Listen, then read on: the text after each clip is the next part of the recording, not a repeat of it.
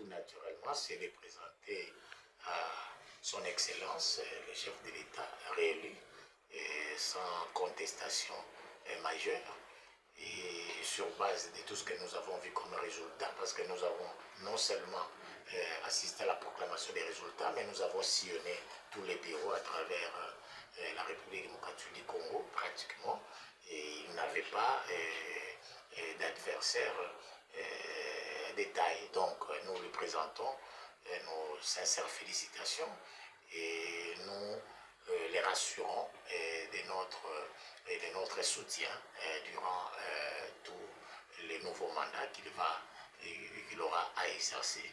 Et de deux, nous demandons à la population, et comme elle l'a déjà fait, à venir massivement pour assister à cette cérémonie grandiose à laquelle beaucoup de chefs d'État vont prendre part. En votre qualité d'analyste, quel est le message que vous pensez que le président pourra donner au public demain vendredi?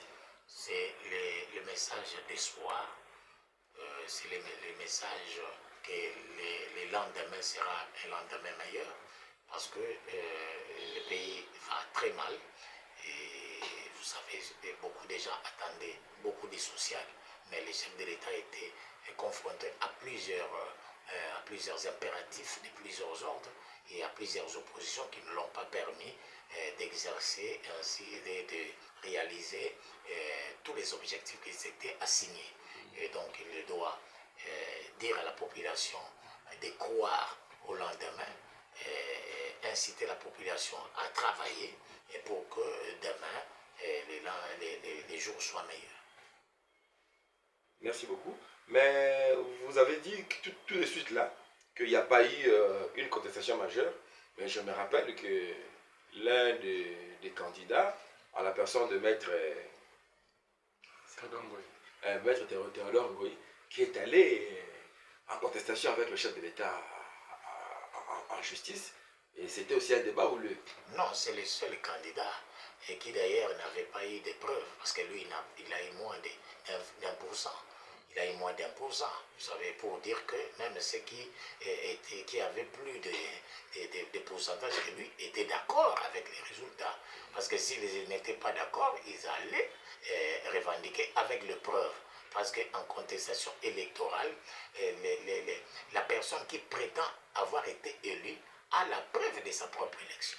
Donc, si on admet que ce n'est pas les chefs d'État actuels qui étaient élus et qui étaient réélus, donc une autre personne devait avoir des procès-verbaux de plus de 13 millions qui pouvaient attester. Alors, vous serez d'accord avec moi que celui qui est allé en contestation n'avait pas de procès-verbaux. Il a fait un débat houleux, mais c'est un débat sur la constitutionnalité des actes de la CENI. Il n'avait rien à voir avec la contestation des résultats. Donc, comme nous le savons tous, les chefs de l'État a été massivement voté, ça ne sert à rien. L'opposition ne doit pas se faire dans la rue, l'opposition doit se faire dans les cadres des pouvoirs institutionnels. Donc ceux qui n'ont pas eu à gagner aux élections doivent se retrouver dans l'opposition et faire une opposition constructive, faire en sorte qu'elle puisse se réunir et se choisir un porte-parole de l'opposition comme prévu par la loi. Et c'est dans ces cadres-là qu'ils peuvent mener les actions comme il se doit. Maître Gérard, vous êtes aussi un sportif avéré. Vous avez suivi le match de la RDC contre la Zambie. Nous avons fait un but partout.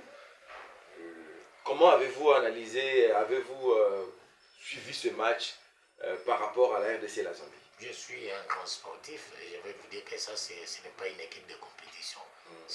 Pour moi, c'est une équipe d'entraînement et c'est une équipe d'avenir. Donc nous ne pouvons rien attendre parce que nous n'avons pas des buteurs maison, nous n'avons pas une axe d'attaque qui peut rivaliser avec les équipes que nous avons vu évoluer.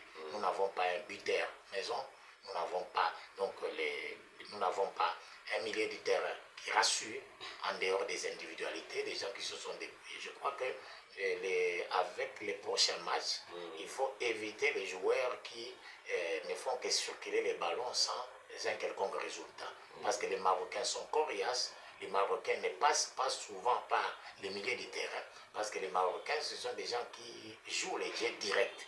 Alors que nous avons des joueurs qui font des passes inutiles et parfois, ils n'arrivent pas à tirer avec des précisions. Donc, il faudra tout faire pour renforcer le milieu du terrain et faire en sorte que nous puissions ne fût-ce que sortir par un nul. Parce que gagner l'équipe du Maroc, c'est pratiquement rêvé. Ben, maître, parmi les joueurs actuels du Léopard, qui est le joueur qu'on peut mettre sur terrain qui pourra avoir des précisions dans ses tirs, comme vous venez de le décrire tout de suite là? Mais nous avons Mayele qui est sur le banc. Nous avons, parce que le problème c'est qu'il y a des joueurs comme Meshak, ce sont des joueurs qui ne jouent plus bien depuis un certain nombre d'années. Donc nous devons chercher, parce qu'il y a Mayele qui peut bien jouer, et je crois que notre numéro 9, l'actuel numéro 9, n'est pas performant depuis un certain temps. Et je crois que Bakambu doit être remplacé par un autre numéro 9, beaucoup plus incisif, beaucoup plus précis. Les autres pouvaient bien jouer, mais nous devons chercher à garnir le milieu du terrain avec d'autres joueurs que ceux qui ont joué contre la Zambie. Maître Gérard, vous avez Kinshasa, lobby Mokodia. Parce que tout le monde est adversaire d'État et Penza Bazala quitté, parce que la plupart des adversaires vont jouer moins de 2%, à part le deuxième qui a essayé un peu, à rivaliser. Et tout la population est ébélée pour soutenir le chef de l'État, parce que beaucoup, Pondiamboka est ébélé, et cause la malamu mingi baya pour olakisa na misu ya bapaya qui va élire massivement les chefs de l'État et wazalaki na mwa bakokoso mwa meke na manda eleki manda oyo tosengi ke asalela mingi social asala en sorte que azala entouré na bato oyo basengeli na place oyo esengeli et je crois que bongo akokende liboso. Mais tomonaki mwana mboka Théodore Ngoyi ake kotebela mokonzi ya mboka na cour constitutionnelle alobi ke kuna mokonzi ya mboka alongaki te.